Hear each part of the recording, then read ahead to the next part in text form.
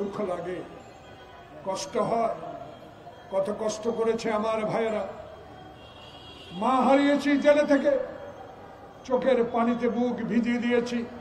শেখ হাসিনার কাছে কোনোদিনও সেই আমরা সে দয়া পাই নাই।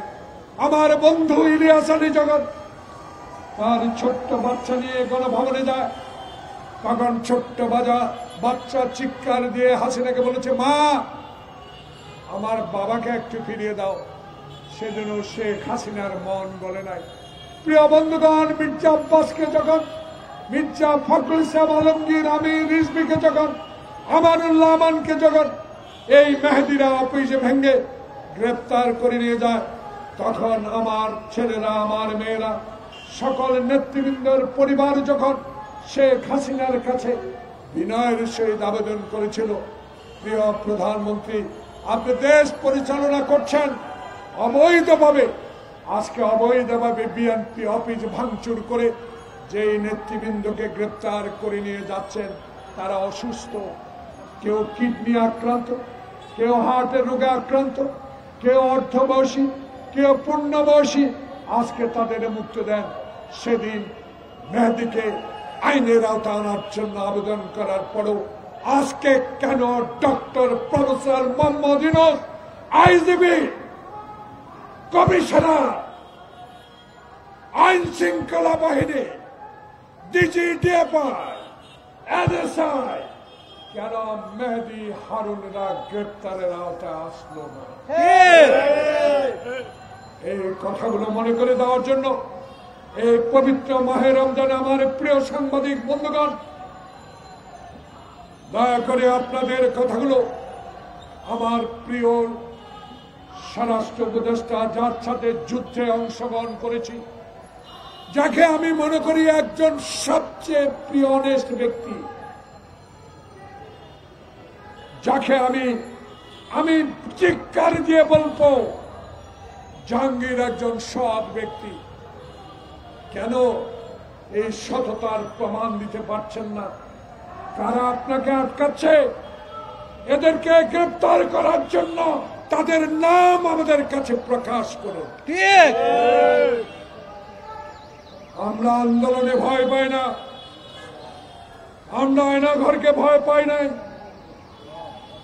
আমরা মেহেদী হারুনের রক্ত চক্ষু উপেক্ষা করে সংসদ ভবনে মিছিল করেছি, আহত হয়েছি, নির্যাতিত হয়েছি, তবুও ঘরের কোণে পালিয়ে যাই নাই, রাজপথে ছিলাম।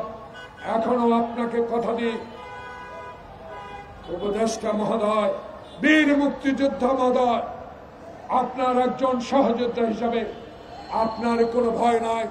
উপরে আল্লাহ, নিচে 18 কোটি জনগণ আপনার সাথে আছে।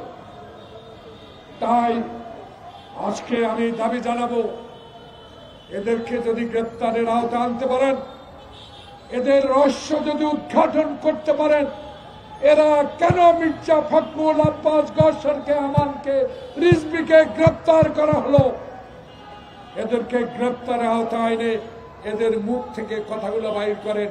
কার নির্দেশে, কার অনুরোধে, কার আহ্বানে আমার এই শীর্ষ নেতাদেরকে গ্রেপ্তার করে মাসকে মাস আপনি কারাগারে রেখেছেন? তাই আজকে আমরা দাবি তুলতে পারি। আমরা তো এমন দাবি আপনার কাছে করি না আমাকে লাইসেন্স দেন, আমি তো এমন দাবি আপনার কাছে করতে চাই না বিএনপির তারেক রহমানকে বিনা ভোটে প্রধানমন্ত্রী বানিয়ে দেন। আমি এমন দাবি আপনার কাছে করতে চাই না আমাকে সিমি সিন্ডিকেট, সোলা বুট সিন্ডিকেটের প্রধান করে দেন। আমি এমন কথা আপনাকে পরিষ্কার করে বলে দিতে চাই, যারা গরিব দুঃখী মানুষের টাকা 28,000 কোটি টাকা বিদেশে লুট করে নিয়ে গেছে, সেই পরিবারের কয়জনকে গ্রেপ্তারের আওতায় আনতে পেরেছেন? একজন না। রহস্যটা কোথায়? কারা আপনাকে ভুল বুঝাবার চেষ্টা করছে? তারা যারা সচিবালয়ে আগুন দিয়েছে, তারা আপনাকে বুঝাতে চাচ্ছে এই সরকারকে নির্বাচন দিতে যত বিলম্ব করব ততই হাসিনার শক্তি বাড়াবে।